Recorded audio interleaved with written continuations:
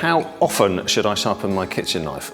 Well, the principle here is that you need to maintain the edge between sharpening. So most people will do that with a steel or ceramic rod, but you can also do it with a leather strop or a fine whetstone.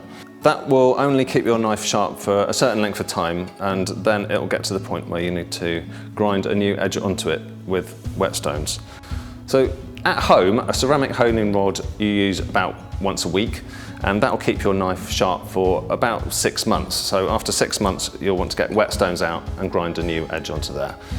For chefs, obviously they use their knives all the time. They'll need to get a whetstone out about every month or two, and they'll be using a steel every day, possibly multiple times a day. In reality, when you notice your knife isn't quite cutting like it was, then that's when you need to get your honing rod out and give a few strokes on either side.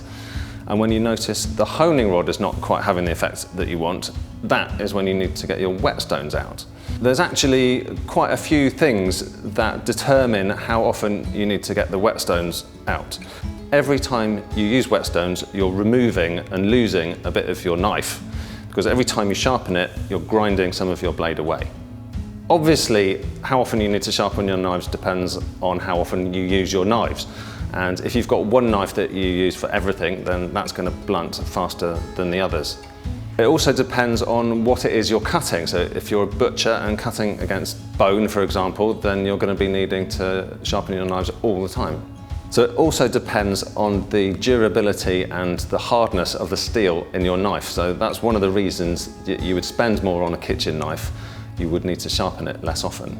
So the surface you're cutting down onto is very, very important in terms of maintaining the sharpness of your knife. And it needs to be as soft as possible. So ideally, plastic or wooden chopping boards.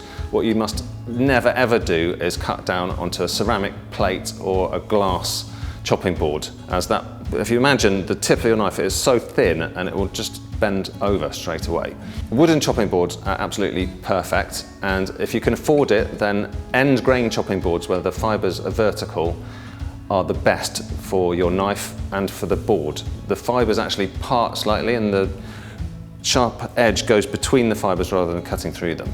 Most importantly, perhaps, is how you care for your knives and store them. So if you put a knife in a dishwasher, then it's going to get hell. It gets heated up, it gets cooled down, it gets wet, it gets dry, and it gets exposed to chemicals, and it also gets rattled against other metal objects. So that will dull your knife very, very quickly.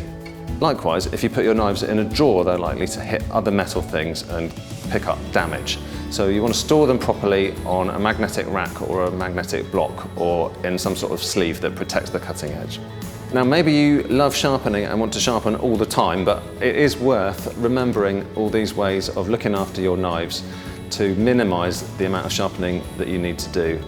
And that way, you will minimise the amount of wearing down you do of your blade.